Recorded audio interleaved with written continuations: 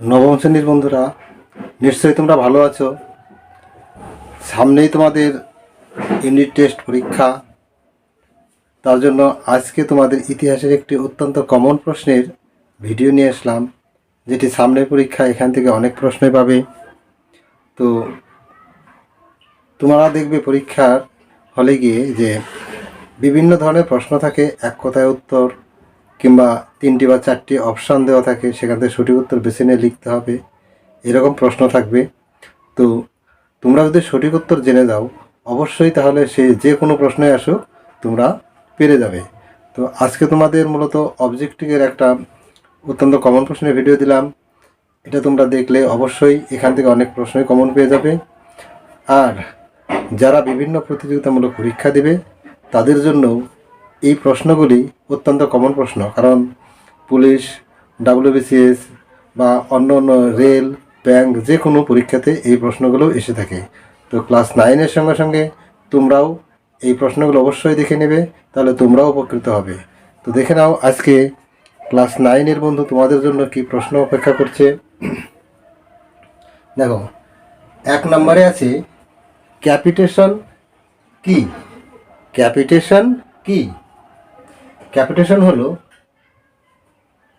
উৎপত্তি কর।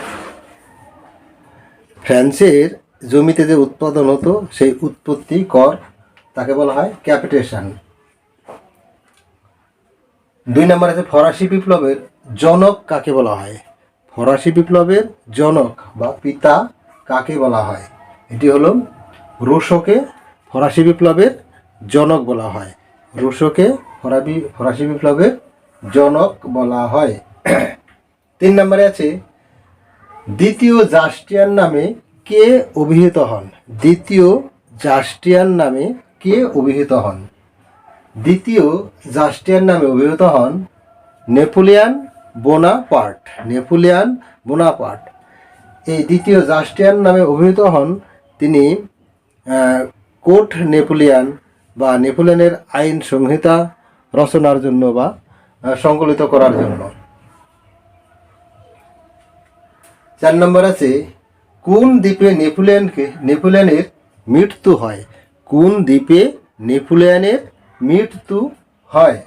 নেপোলিয়নের মৃত্যু হয় সেন্ট হেলেনা দ্বীপে।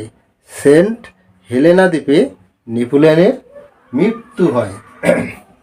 5 নম্বরে ফ্রান্সকে ভ্রান্ত অর্থনীতির জাদুঘর কে বলেছেন? ফ্রান্সকে ভ্রান্ত অর্থনীতির জাদুঘর বলেছেন অ্যাডাম স্মিথ। ঐতিহাসিক অ্যাডাম স্মিথ এই কথাটি বলেছেন। 6 নম্বর আছে তাবলো ইকোনমিক গ্রন্থটি। তাবলো ইকোনমিক গ্রন্থটি কার লেখা? তাবলো ইকোনমিক গ্রন্থটি লেখেন কুয়েসনে বা কুয়েসনের লেখা এই গ্রন্থটি। 7 নম্বর আছে টিলসিটের সন্ধি কোন দুটি দেশের মধ্যে স্বাক্ষরিত হয়েছিল? টিলসিটের সন্ধি স্বাক্ষরিত হয়েছিল ফ্রান্স এবং রাশিয়ার মধ্যে। ফ্রান্স এবং রাশিয়ার মধ্যে টিলসিটের সন্ধি স্বাক্ষরিত হয়েছিল। কোড নেপোলিয়নে মোট কতগুলি বিধি স্থান পেয়েছে? এটি 8 নম্বর প্রশ্ন। কোড নেপোলিয়নে মোট 2287টি বিধি স্থান পেয়েছে। 9 নম্বরে ওয়াটারলুর যুদ্ধে ব্রিটিশ সেনাপতি কে ছিলেন? ওয়াটারলুর যুদ্ধে ব্রিটিশ সেনাপতি ছিলেন Duke of Wellington. Duke of Wellington ইনি ছিলেন ওয়াটারলুর যুদ্ধে ব্রিটিশ সেনাপতি। 10 নম্বরে নেপোলিয়নের পতনের পর ফ্রান্সের সিংহাসনে কে বসেন? নেপোলিয়নের পতনের পর ফ্রান্সের সিংহাসনে বসেন অষ্টাদশ লুই। অষ্টাদশ লুই।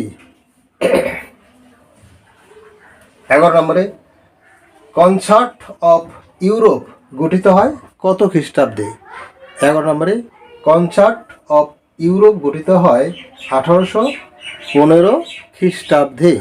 1815 খ্রিস্টাব্দে।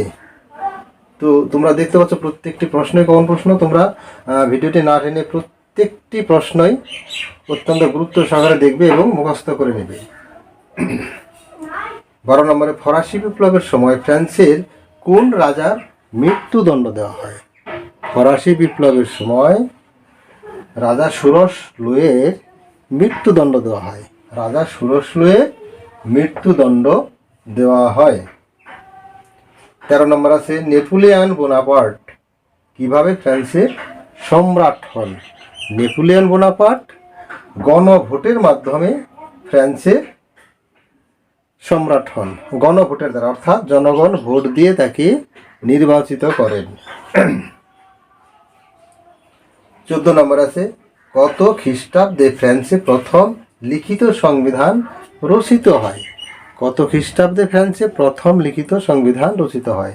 এটি হয়েছিল 1791 খ্রিস্টাব্দে প্রথম ফ্রান্সে লিখিত সংবিধান তৈরি হয়। এটি তৃতীয় সম্প্রদায়ের প্রতিনিধি দ্বারা গঠিত হয়েছিল বা রচিত হয়েছিল। 15 নম্বরে কোন শহরকে ফরাসি বিপ্লবের জননী বলা হয়? কোন শহরকে ফরাসি বিপ্লবের জননী বলা হয়? ফ্রান্সের রাজধানী প্যারিস শহরকে। প্যারিস শহরকে ফরাসি বিপ্লবের জননী বলা হয়। 16 নম্বরে গিলেটিন যন্ত্র কে আবিষ্কার করেন? গিলেটিন যন্ত্র আবিষ্কার করেন মিস্টার গিলেটিন। মিস্টার গিলেটিন এই গিলেটিন যন্ত্র আবিষ্কার করেছিলেন।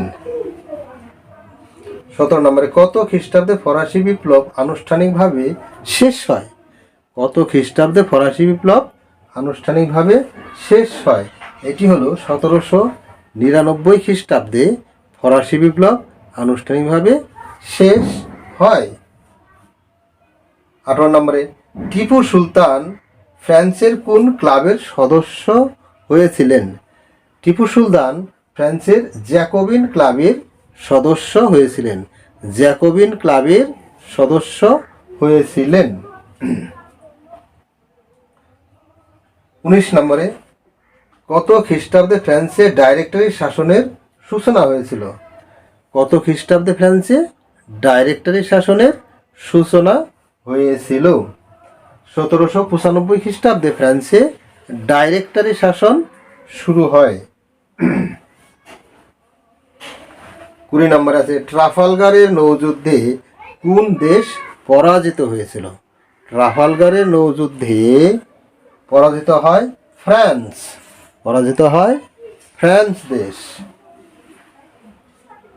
20 নম্বরে 175 বছর পর স্টেট জেনারেলের অধিবেশন বসে কোন শহরে? 175 বছর পর স্টেট জেনারেলের অধিবেশন বসে কোন শহরে? ফ্রান্সের ভার্সাই শহরে 175 বছর পর স্টেট জেনারেলের অধিবেশন বসে। 22 নম্বরে নেপোলিয়নের